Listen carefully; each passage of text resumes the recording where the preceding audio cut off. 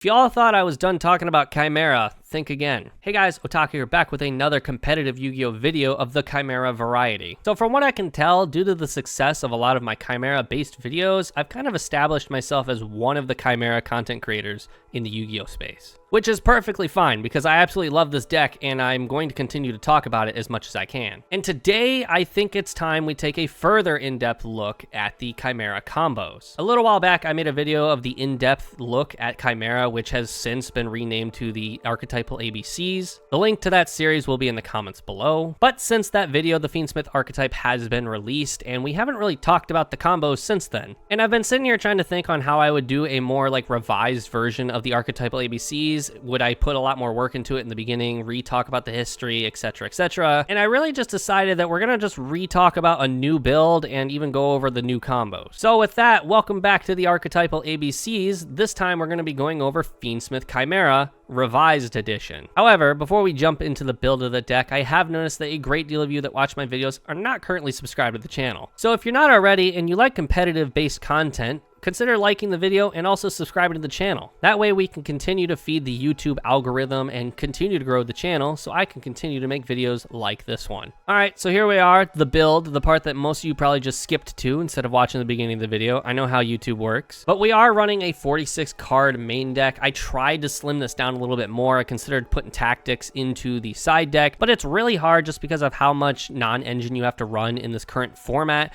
I don't think Chimera is in a space right now that it can just run only engine and continue to play like something like Branded. It's still a little fragile and it needs help making sure that boards do not get established. So for the non-engine, we are running 3 Ash Blossom Joyous Spring, 2 Droll and Lockbird, 3 Imperm, 2 Talents, a Called By, and we are actually maining the Bestials. You could take them out, put them in the side, and put like Nib in main. I personally would prefer running Bestials in main because of all the Fiendsmith running around, but also Branded is still a threat. Chimera is a popular deck, even though it doesn't see a lot of high representation at YCSs. Bestials in the main deck just do a lot. Also, they are level 6s, so they can further expedite making Beatrice sooner, so that way you're even less scared of Nibiru. Not to mention, Druid Worm just helps break boards. It is a level 6 Dark, and if you normal summon the Mirror Sword Knight, you can make a Light and Dark Chaos Angel. Chain 1, Chaos Angel to target Banish. Chain 2, Druid Worm, target Send. Very powerful. I've done this combo several times to break boards. It is very strong. As for the in-engine, we are still running the normal ratios of 2 Big Wing Baphomet, 3 of the Codal, 1 Diabell's the original Sin Keeper, 3 of the Gazelle, 3 Mirror Sword Knight, 2 Nightmare Apprentice. I tried running 3, but we wanted to slim the deck down as much as possible, and Nightmare Apprentice in this version of the deck is not as much of a 1-card starter because Droll and Lockbird is running around. And we'll get into that when we get into the combos, but then we're also running 1 Master Tau the Chanter. You kind of need to have it. It helps you revive Diabells on your opponent's turn with stuff like Beatrice, but also you can search it, so that way you can fuse it away on your opponent's turn to revive the Diabells, etc., etc. We then are running the Edgemp package, 2 Edgemp Chain, 3 Patchwork, 2 Poly, pretty standard ratios. I have yet to see anyone run 3 of Chain and 3 Poly. The perks of this deck being at a 46 count is that we don't want to see more than 1 piece of the Edgemp package as much as possible. So having a higher count also prevents that from happening as often. We are then running the Hero package, Evil Hero Dusted Gold, Evil Hero Sinister Necrom, and we are running the Dark Fusion.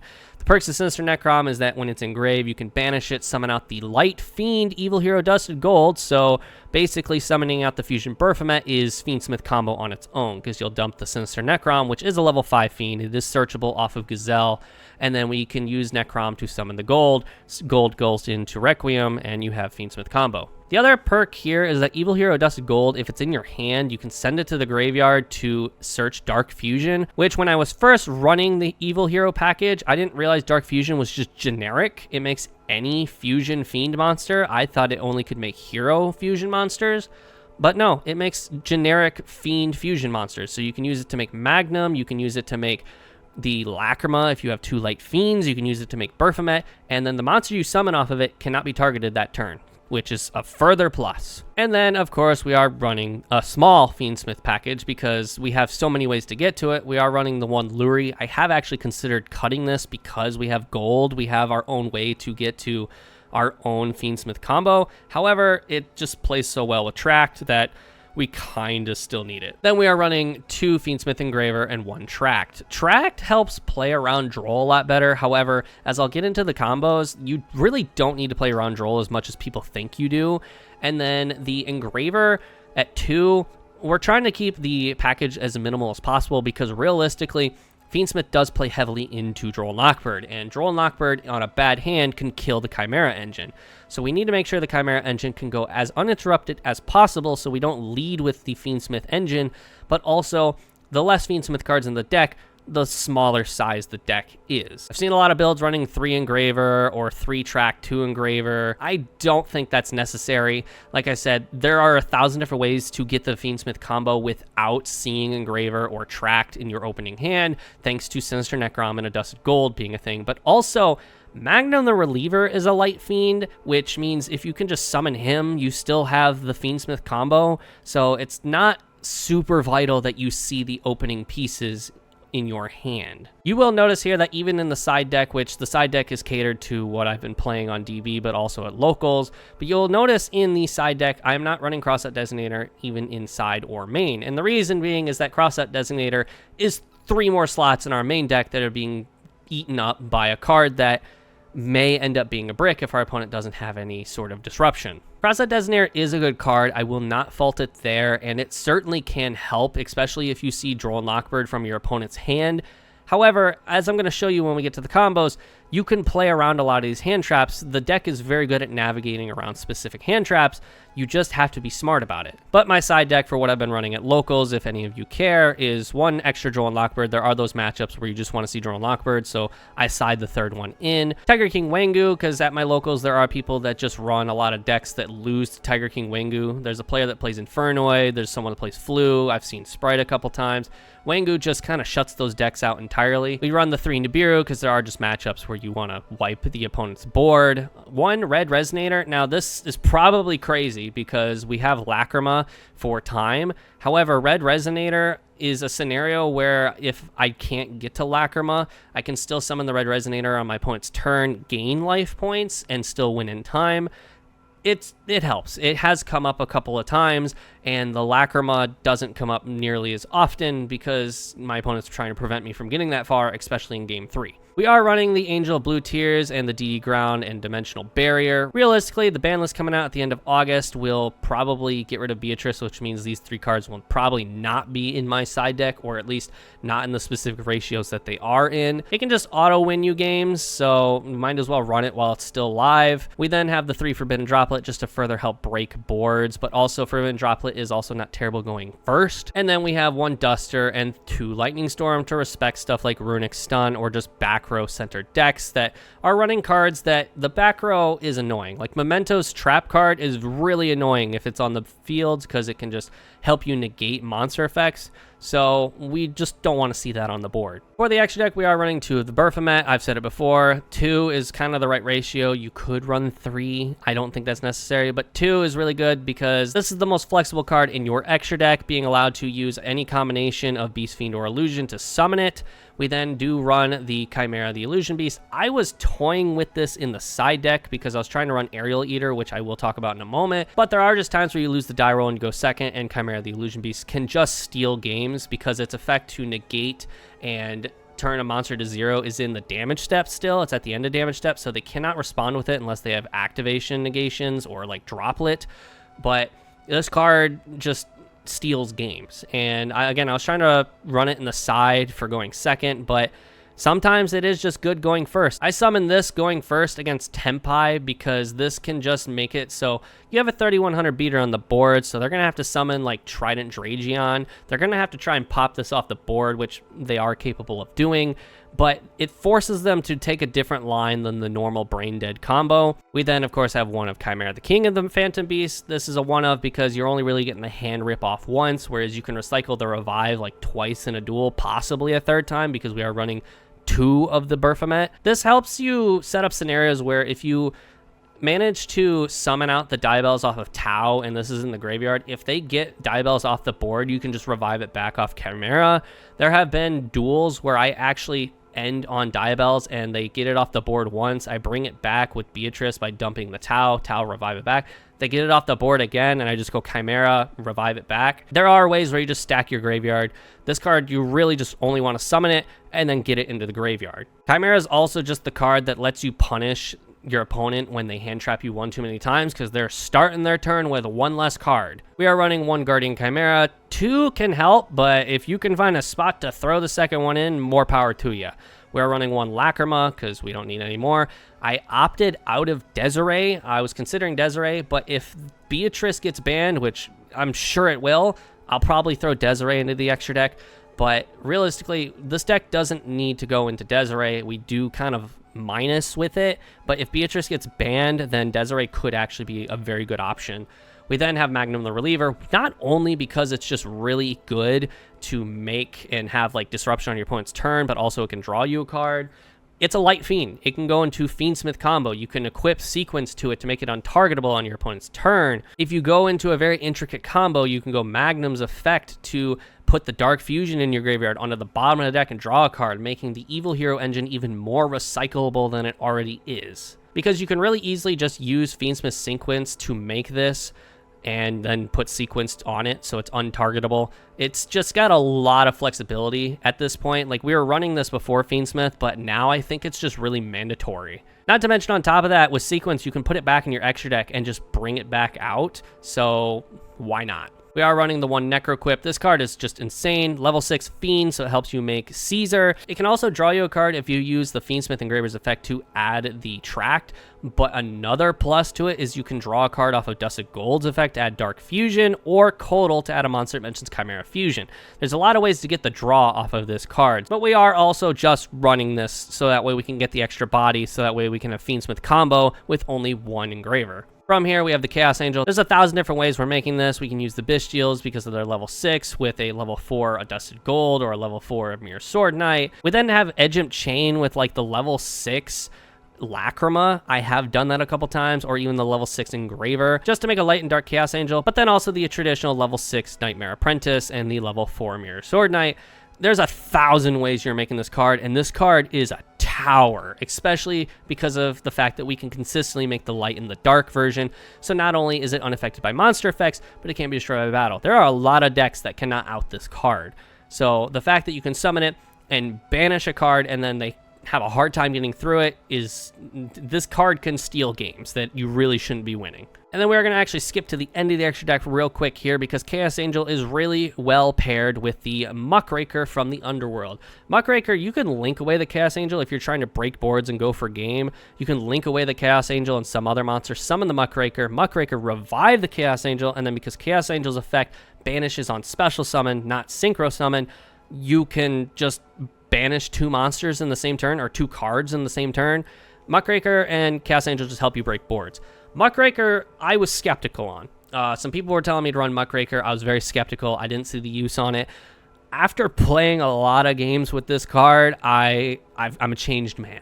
Muckraker is very good, not only because you can utilize it to revive your Fiendsmith cards if you were stopped early, because if they Nibiru you the moment you summon sequence and you manage to get 2 more monsters on board, you can go into Muckraker revive the sequence, and then still use sequence effect to do Fiendsmith combos. But also, Muckraker is just a very good end board piece. She can make it so that way anytime a monster you control would be destroyed by battle card effect, tribute a Fiend instead. It helps you survive board breakers like Lightning Storm or Raigeki, because it just makes it so that way if you end on like Appaloosa and then a Muckraker, your Appaloosa is safe.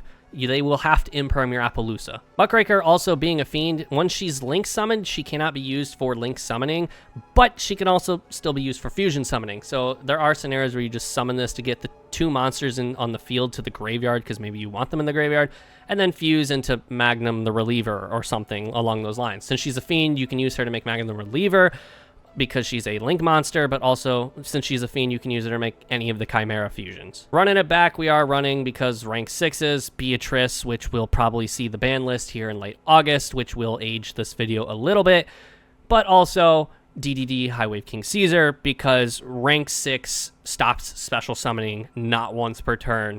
Really, really strong. From here, we do run Appaloosa because Fiendsmith combo is just 4-stack or 3-stack or 2-stack Appaloosa all on its own. And then we are running the Requiem and Sequence, only one of each because they're recyclable. We should all know this at this point. Now, in terms of talking about cards that are going to get banned on the Forbidden Limited list, because it's very obvious that that Forbidden Limited list is probably going to hit something along the lines of Fiendsmith, it will not go ignored. And the very easy target is Beatrice. A lot of the cards in this deck I don't think are going to hit except for Beatrice and maybe Appaloosa. I'm doubtful on Appo, but I'm not going to remove it from the equation. If Beatrice gets banned, like I said, I will probably experiment with Desiree in the extra deck just so I can have that essential Omni Negate.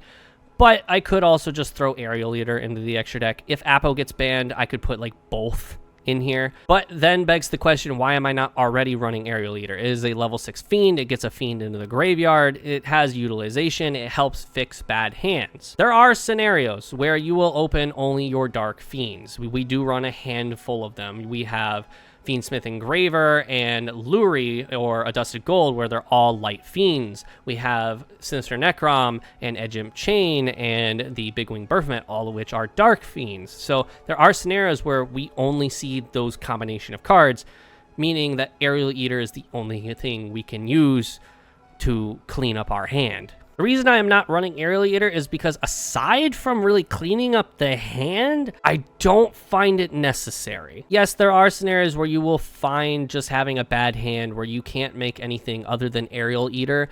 But one, I don't really have the slot in the extra deck, minus maybe cutting the Appaloosa to make room for it or cutting the Caesar to make room for it. But I don't think the trade-off is worth it. Aerial Eater does have the ability to revive itself. However, the only real targets to revive itself are the Fiendsmith engine. We don't run any level 6 or higher fiends of the same type. We have plenty of fiends of the same type, but the Fiendsmith engine is the only engine that has said typing. So realistically, we're just not getting the revival effect off, and not to mention, I don't think it's really worth the trade.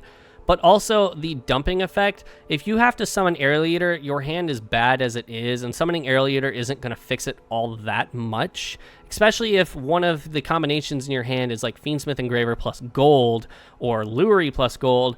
The only thing you're going to dump is Sinister Necrom, which can't get the gold out because it's in the graveyard. Now, the perks here is you can still use Aerial Eater for level 6 plays. You don't have to have a bad hand to make him worth the play. However, I just feel like there are better plays to be made in scenarios that you could make Aerial Eater. Not to mention, by the time you would make Aerial Eater with, say, Sequence or Poly or Chimera Fusion, you probably have all the fiends you need in the graveyard. The problem with Aerial Eater is it does only dump a fiend into the graveyard, whereas Baphomet dumps a Beast Fiend or Illusion, so you have the options there, you have the flexibility. I just, as of right now, don't think Aerial Eater is worth it based on all the other cards we could be running, and the odds of opening a really bad hand that has only fiends of the same typing, yes, is not 0, but it is not as common as many would think. But like I said, if Beatrice gets banned, we will, of course, continue to experiment with Aerial Eater, and I will even experiment with Desiree. And if Appo gets banned, I will experiment with both of them. I do not think Aerial Eater is a bad card. I just don't think it has a spot in the deck as of the very moment because there just are better plays to be made most of the time. But enough of my yapping. Let's just go ahead and jump on into the combos where I will kind of be explaining how to play through specific hand traps. So the first hand trap that we're going to focus on playing around is going to be some sort of target negation, whether it is the Infinite Impermanence or Effect Veiler. I'd say Mourner, but in this specific example, Mourner doesn't apply. However, what I'm about to show could also be applicable to if you special summon a monster, you can still dodge Ghost Mourner. So to play around stuff like target negation, your main goal is going to be having Chimera Fusion in your hand. Obviously, if you don't have it in your hand, it's a little bit more difficult, but Chimera Fusion does help you be able to dodge stuff, especially if you're going first and your opponent opens Infinite Impermanence or Effect Veiler, you're going to want to be able to dodge those effects. So as you can see here, this is our opening hand. All we absolutely need here to dodge Infinite Impermanence is realistically Gazelle, who's going to search follow-up for after we get hit with Imperm, but also Chimera Fusion, which is going to help us dodge, and then another fusion material, whether we decide to use Codal or Edge Imp Chain. We're going to start by normal summoning the Gazelle, use its effect to search a level 5 Fiend or Chimera Fusion. Our opponent's going to, of course, in this example, hit us with Infinite Impermanence or Effect Veiler, most likely Imperm if they have it, because Imperm helps play around talents, but if they only have Veiler, they might try and Veiler here as well. we're going to chain Chimera Fusion to dodge the target negation hand trap, so that way Gazelle can still resolve here. In this specific example, I'm going to end up using the Gazelle and the Edge Imp chain to be able to make Chimera King of the Phantom Beasts. That being said, if you think your opponent has another form of target negation, then you would probably use Cornfield Codal here, because you don't want to get hit with another imperm, especially on Chimera, who's going to punish your opponent for already using a hand trap. You're going to rip another card out of their hand on end phase. Alright, so now that we have successfully dodged the Infinite Impermanence or Effect Veiler with the Chimera Fusion, we are going to go back to chain 1 and resolve the Gazelle, who is going to add the Big Wing Baphomet or the Evil Hero Necrom, depending on where you think that your line is going to go. I personally always go for Baphomet here, but you could again go for Necrom. On a brand new chain, we're going to go chain 1 Edge Imp chain, chain 2 Gazelle, and chain 3 Chimera. Chimera is pretty much like the end-all be-all of chain blocking. There's not really anything that can interact with what he does except for just negating it with a target negation like Imperm or Veiler. That you can't hit it with Ash or anything of the sort, which is why you use it as the final chain in the chain, so that way you can chain block your searches. And this is why you could argue that Cornfield Codal would have been a better fusion material as Edge Imp chain, so that way if they have a second form of target negation, that you can still play around that, which in doing so even further punishes your opponent, because then they've used 2 target negations from their hand and you've dodged both of them, and then Chimera on end phase is going to rip a 3rd card out of their hand, which is just very, very powerful. Alright, so the next hand trap we are going to be playing around is one that a lot of people seem to think kills the Chimera Fiendsmith deck, and it does hurt if used at the right time or used against a bad hand. But I think a lot of people who don't really understand Fiendsmith Chimera don't truly understand how well this deck can still play under Droll. It just has to meet a certain amount of conditions to be able to make a very substantial board. I can't tell you the amount of times I've been hit with Droll and Lockbird, and I still made my opponent scoop because they couldn't play through my end board. One thing to note is that when you are playing Fiendsmith Chimera, especially in the current format, you just have to assume your opponent has Droll and Lockbird. So the first add that you do from your hand, you're going to want to make sure that if you don't open a Chimera Fusion or a Polymerization, that you have a way to get to it on the first add. Because quite frankly, if you don't have a fusion spell, you have really no way of playing through Droll and Lockbird. Now, that being said, Poly is good and even Dark Fusion is good, but the Chimera Fusion is the one that really lets you play through Droll and Lockbird. So in this specific example, once again, we are opening the Gazelle, King of Mythical Claws, but we also have Mirror Sword Knight, the Fiendsmith Engraver, and Cornfield Codal. The reason I have all these in my hand specifically for this example is because you're going to want to be smart with this. All 4 of these cards, in a way, play into Droll and Lockbird. Mirror Sword Knight itself does not add a card. However, the card it summons is most likely going to add you a card.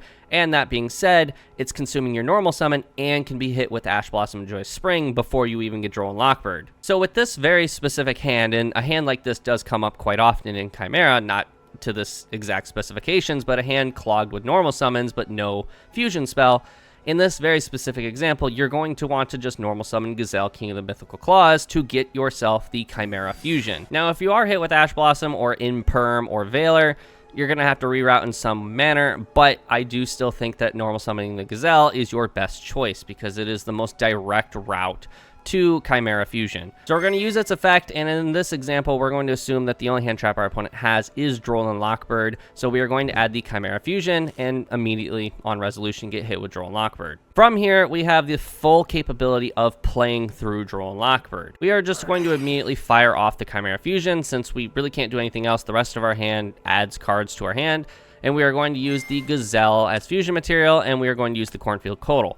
The reason here being is that just because in this example I know my opponent doesn't have hand traps, in an actual play, we don't know that. So if they have another Imperm or a Veiler, we could be in trouble. So I'm going to use the Cornfield Codal that I can't even discard from my hand via its own effect to protect my monster from target negation once it's fusion summoned, because if they have Mourner, then at this point we are susceptible to it. So we are going to use this to summon out the Baphomet, the Mythical King of Phantom Beasts. From here, we obviously can't use Gazelle's effect to add an illusion on fusion summon, so we're going to use Baphomet's effect to dump. If we get hit with Ash Blossom, Joyous Spring here, it's not the end of the world. It sucks, but it is, again, not the end of the world. We're going to use its effect to dump the evil hero Sinister Necrom. We are then going to, before Necrom, use the Chimera Fusion, add it back to hand. The reason I want to do this is that if my opponent has some way of making sure Baphomet is no longer considered Chimera, the flying mythical beast, I want to be able to make sure that I can still have Chimera Fusion added back to my hand, so I can use it again this turn if I choose to. And then also going to use the effect of the Sinister Necrom, banish it for cost to special summon the evil hero Adusted Gold from my deck. From here, we just have full Fiendsmith combo. We just link it away into Requiem, Requiem effect, special summon an Engraver from the deck, use the Requiem Engraves effect to equip itself to the Engraver. And then we are going to essentially link one, but contact fuse into Necroquip Princess. And then we're going to use Engraver's effect in Graveyard, put back the Requiem to special summon himself from the graveyard. From here, if my opponent has Nib, I'm actually in a lot of trouble. But Droll plus Nib is really impactful against Chimera because we can play through Droll, we can play around Nib, but playing around both is actually pretty difficult. So you have the choice here. This is where, depending on the matchup, you might want to keep going. In this example, I do keep going just to really show the lengths of a board that can be built under Droll and Lockbird. But if you suspect that your opponent has Nibiru and they're just not using it yet because they want to see how far you can go, because you don't really have a way to stop it except for one card in your extra deck, which they might think you're going for sequence here. And if you're really convinced they have Nibiru at this point and they haven't fired it, you can just Xyz summon into Caesar and end on a pretty okay board still. You have Chimera Fusion that'll be set. You have the Baphomet, which has Kotal Engraved, so your cards will be untargetable. And you'll have a Caesar with 2 materials, so you have routes. But to just really show the extent in which you can play under Droll and Lockbird, we're going to continue playing. So we are going to link 2 into Sequence here, and we are actually going to use Sequence's effect. However, if you haven't noticed yet, we don't have enough Light Fiends in the graveyard to not only summon Lacrima, but then use Lacrima to summon back an Engraver, because one of the Engravers is in our hand.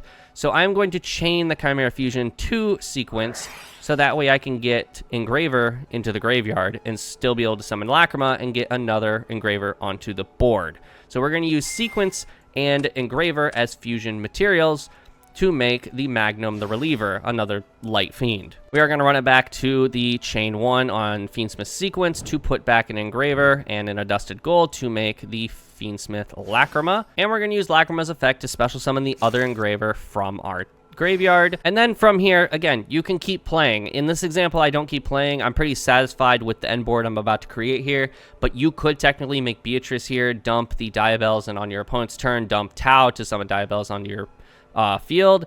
It really just depends, again, what you're going up against. If you have knowledge of what you're going up against and you think that Diabells is going to be the better play, go for it. If you think Caesar's the better play, go for it. I am pretty satisfied with the end board that is created on this example.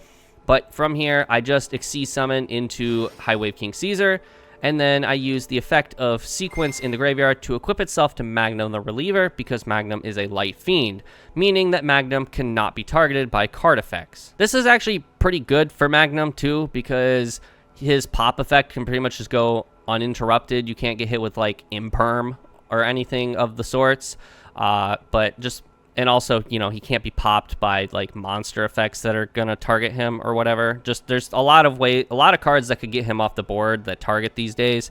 So making it so he can't be targeted, just really good. So this end board is okay. It's not amazing. It's by no means a full power Fiendsmith Chimera board that can be made without Droll and Lockbird being a problem, but this is still pretty good. You have a Baphomet on field that is making the Kotal and Graveyard live, so your cards cannot be targeted by card effects.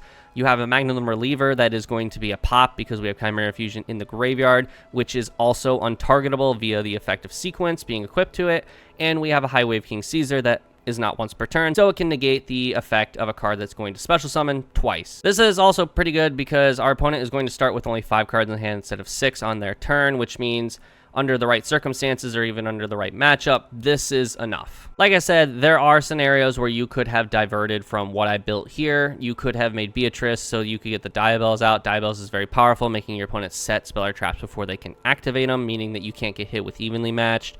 or hit with Dark Ruler no more unless, they set it first. Snake Eye players are going to have to set the Wanted if they don't activate it before Diabells hits the board. They're going to have to set the OSS, the Bonfire, and Diabells at that point can pop a card. But let's go ahead and try and play around one of the other biggest cripples to this deck, Nibiru. Okay, so for playing around Nibiru, one of the biggest things to kind of keep in mind is what is in your graveyard and what is still in your hand. Because a lot of people don't really know where to nib Chimera, especially when it has the Fiendsmith engine tacked on. Because there's a lot of points, and I'll explain that when we get to those points, that really threaten the, okay, Nibiru me, I don't care moment. But to start, we are going to start with normal summoning the Gazelle, King of Mythical Claws. The reason here is that I don't know if my opponent has Droll and Lockbird, so when it comes to playing Chimera, and especially with Fiendsmith tacked on, you really just always want to be playing around Droll and Lockbird. Yes, we have the Poly in hand, but if we can get to the Chimera Fusion and we get Drolled, obviously that's a plus. So I don't know that the only hand trap in my opponent's hand currently in this example is Nibiru. So we are always still playing around Droll and Lockbird. We're going to use the effective Gazelle to add the Chimera Fusion. We are then going to activate Poly instead of Chimera Fusion. That way I can still get like an extra fusion essentially. I don't have to fire the graveyard effect of Chimera Fusion right out the gate. I can still dodge effects because if my opponent has Mourner, then when I summon out the monster that comes from this Poly, I can dodge the Mourner and still resolve the effect. Also, on top of that, Poly is really good here because if for some reason on my opponent's turn I summon the Guardian Chimera, Poly being engraved helps a lot. So off of Poly, we are going to fuse away the Gazelle and the Fiendsmith Engraver. You can use Chain here, but I get Chain in the graveyard via another method later. We are going to use Fiendsmith Engraver and the Gazelle to make the Chimera King of the Phantom Beasts. Like I said, this is really good because if my opponent has Mourner, I'm going to be able to dodge it and still punish them for using Mourner right there. So we are going to use Chain 1, the Gazelle, to add an illusion from my deck, and then we are going to use the Chimera to rip on end phase. Off of the Gazelle, we already have the Nightmare Apprentice, which is usually the search target off of that, but we are, in this example, just going to add the Cornfield Codal, so that way we can help make our cards untargetable for the remainder of the turn as long as I control a Chimera. From here, I misplay. I get 2 plays backwards. You would actually want to discard the Codal here, so that way the Nightmare Apprentice that I'm about to summon can be untargetable essentially because Chimera is on board. But what I'm about to do here is I'm going to use Apprentice effect to discard the Edge Imp Chain to special summon herself. This is an inherent summon, not an activated effect. And like I said, we're just going to pretend Codal is already in the graveyard on this. But we would go Chain 1, the Edge Imp Chain, Chain 2, the Nightmare Apprentice. The reason here being is if they have Ash Blossom and Joyous Spring, since I already have most of my illusions minus the Mirror Sword Knight and the Diabells set up, I don't really need Nightmare Apprentice to resolve here, and I would really appreciate Edge Imp Chain resolving because Patchwork helps me get more gas. So off of the Nightmare Apprentice, we are going to add the Master Tau, the Enchanter, and then we are going to add the Patchwork on Chain 1. This is where I'm going to activate the Codal to be able to discard it to add the Big Wing Baphomet. Like I said, I got that play and the play before backwards. You would actually put Codal in the graveyard first because at this point we know our opponent doesn't have Droll and Lockbird. So from here we are on summon 3. We normal summoned the Gazelle, summoned the Chimera, and then special summoned the Nightmare Apprentice. We are on summon 3 out of 5 for the Nibiru. We're going to activate the Fright for Patrick again because we know our opponent does not have Droll and Lockbird at this point. We're going to add the Edge Imp Chain and the Poly for further extension to hopefully build an insane board because again we don't know if our opponent has Nibiru, but we are also trying to set up our hand in a manner that if we do get Nibiru'd at exactly summon 5, we have the ability to continue playing. The cool thing about Nibiru is that there are a couple cards in our extra deck that can still benefit from the token, the main one being Fiendsmith Sequence, but we will get into that when we get there. So after the Fright for Patchwork, we are going to go Chimera Fusion at this point to fuse the Chimera and the Nightmare Apprentice. The reason being is, again, I want to keep as many monsters in my hand as possible, so that way I can continue to play if I do end up getting hit with Nibiru. So we are going to summon out the Baphomet Fusion. The only effect we have here is the Baphomet effect. We are untargetable, essentially, because of Codal, so we will use Baphomet's effect to dump the Evil Hero and Sinister Necrom. Now, before we go Necrom effect, we are on summon 4. I don't want to get to summon 5 without the Chimera Fusion back in my hand. So we're going to go Chimera Fusion in the graveyard, add it back to my hand, because if we do get hit with Nibiru here, I want to be able to have the Chimera Fusion in case I need to fusion summon again to continue building a board. or if I want to set it for my opponent's turn to be able to summon out any Chimera Fusion or Guardian Chimera. Now that we have a hand that's pretty stacked and a graveyard that is ready to crack back, we are going to go for the Evil Hero Sinister Necrom to be able to summon the Evil Hero Adusted Gold. Now, this is summon number 5. My opponent could absolutely just choose to hit me with Nibiru here. The problem here is that I do have the Fiendsmith Engraver in graveyard. If my opponent knows Fiendsmith very well, then they will know that the sequence does not need to affect monsters, it just needs 2 monsters plus a light fiend, meaning that I can use the token against my opponent, and I haven't even activated sequence effect yet. So any smart player would not use Nibiru because I am threatening them by still having the Engraver's graveyard effect to be able to summon itself and then further make plays. I have a bunch of cards in the graveyard because the sequence does not need to actually summon a Fiendsmith Fusion, doesn't need to summon Lacrima or Desiree, it just needs to summon a Fiend Fusion, which we have a handful of those in my extra deck at this point. So we are by no means threatened by Nibiru at this position. We will then link away the Adusted Gold, make the Requiem effect, summon out the Engraver. So at this point, we're going to link away the Baphomet and the Engraver. We're going to just threaten Nibiru at this point. It's really hard to say if you want to Nibiru the sequence the moment it hits the board, or if you want to wait for it to summon out its monsters before the Caesar hits the board. Obviously, if you Nibiru afterwards, you're going to let Lacrima burn you, which is not mostly ideal. But in this example, we're going to assume my opponent just waits till sequence fires off. So that way, if I do have the ability to get the sequence back onto the board, I can't use its effect. Because unlike Requiem, sequence can be summoned more than once a turn. It just can only use its effect once a turn. So we're going to use sequence's effect, use the Adusted Gold and the Requiem to make the Fiendsmith Lacrima. Lacrima effect, we're actually going to add the Engraver to our hand, and I'll explain here in a moment. But let's assume this is finally where they decide to hit me with Nibiru.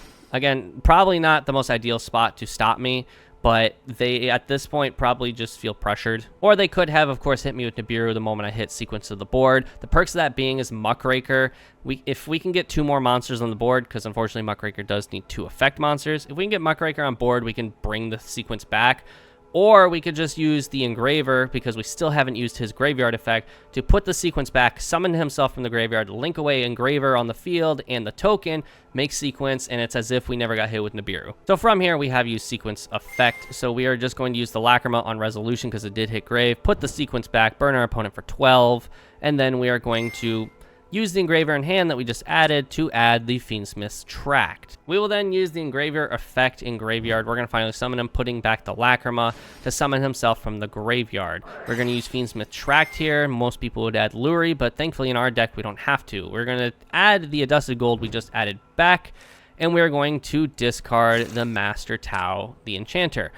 The reason we're discarding Tau here is because we are really no longer summoning from the graveyard anything other than illusions, and Tau's graveyard effect does lock us into illusion summoning from the graveyard.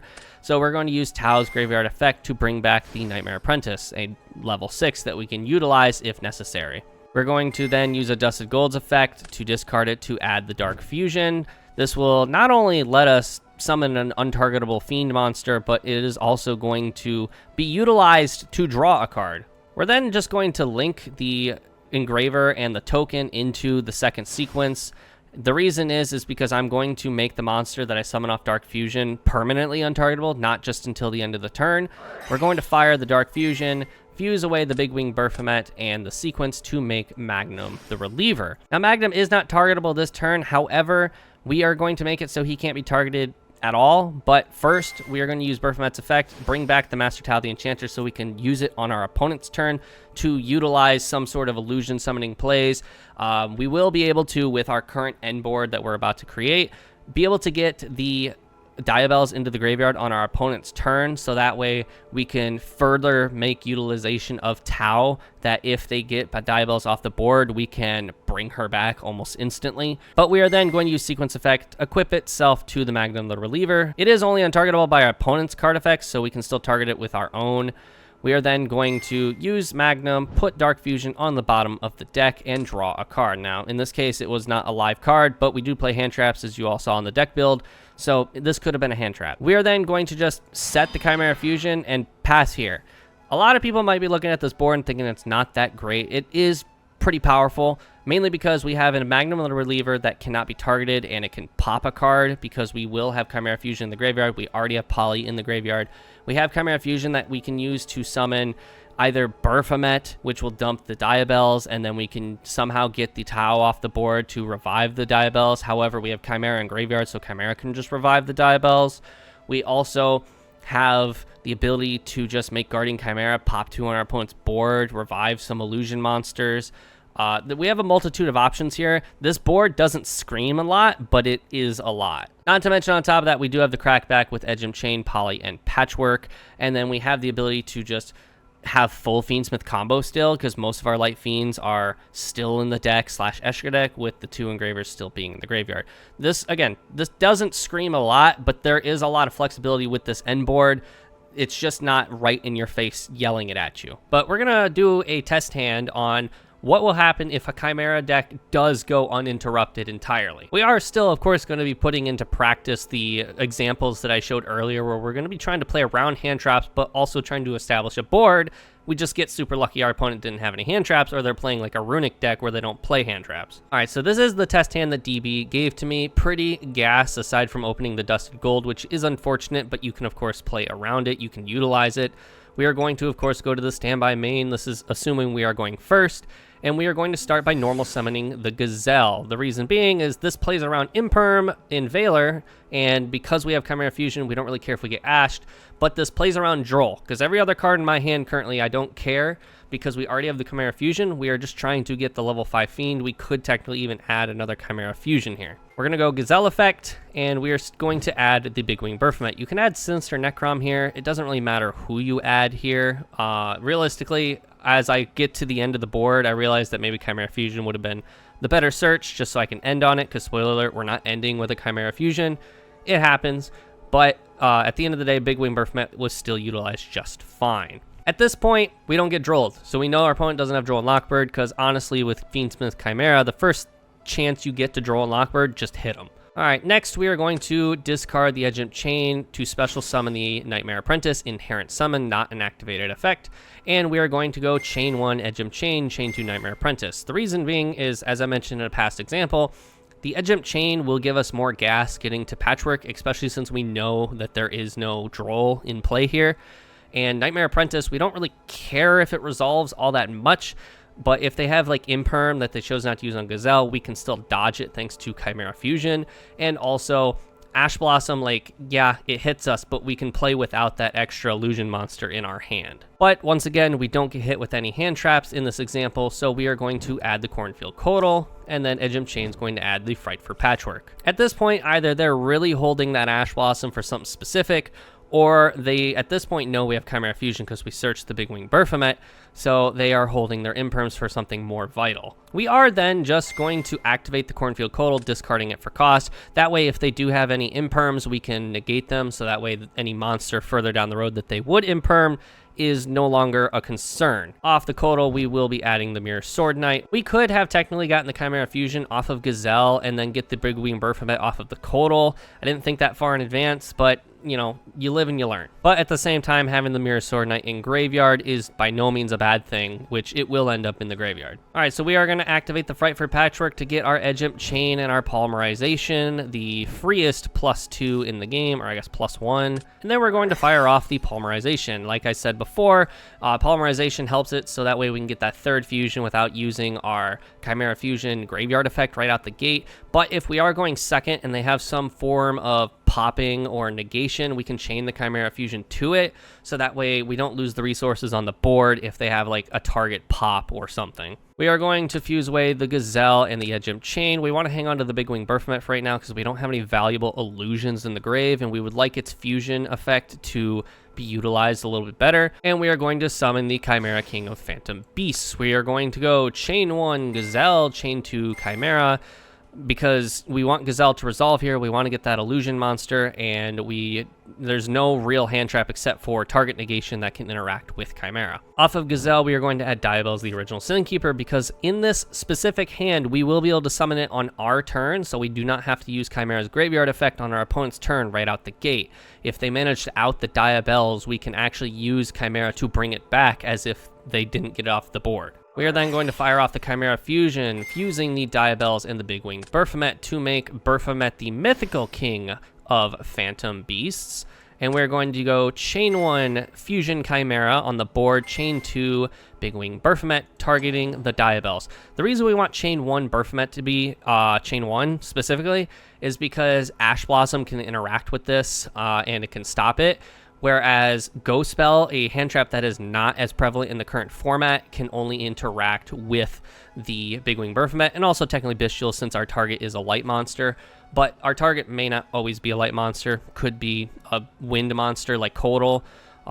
So there are like possibilities, but realistically the only hand trap that can interact consistently with Baphomet is Ghost Spell, and that is something that is not currently played very much in the current format. So we are going to revive the Diabells off of Baphomet Engraves effect, and off of the Fusion Baphomet, we are going to dump the Sinister Necrom. Perks of Sinister Necrom is if we open the Adusted Gold in our opening hand, we can still utilize it. We can either discard it to add the Dark Fusion, so that way we still have access to a fusion spell if we're trying to play around Droll and Lockbird, and then also technically Imburn, because the monster is summoned off of it, cannot be targeted. But Sinister Necrom can special from deck or hand, so we can also still dump the Sinister Necrom to get the gold out of our hand. Unfortunately, it just negs us, kind of, because that's one less card in our hand. Now, here we are at 5 summons, and thanks to Diabells, our opponent does kind of feel threatened and would have to essentially hit us with the Nibiru at this point to get any sort of advantage, and that's perfectly fine. But since we hit the 5 summons and we're not getting hit with Nibiru, we're going to play a little more cautiously. However, we are under the guise that they don't have Nibiru. But if they do not use Nibiru right out the gate, we are going to go Chimera Fusion Engrave to add it back to our hand, because if we do get Nibiru'd later in the combo, we may not have a Chimera on board to get it back. So we want to get it back now. And we are not going to go into Fiendsmith combo just yet. We want to further threaten Nibiru if Nibiru is a problem card that is being held. So we are going to actually overlay the Chimera and the Nightmare Apprentice into Beatrice. At this point, if they hit us with Nibiru, it really does not matter, because we have the ability to special summon the Adusted Gold thanks to Sinister Necrom, and the card we are dumping off of Beatrice effect, detaching the Chimera, is going to be Fiendsmith Engraver, which at this point, if we get hit with the Nibiru Rock, we have full Fiendsmith combo.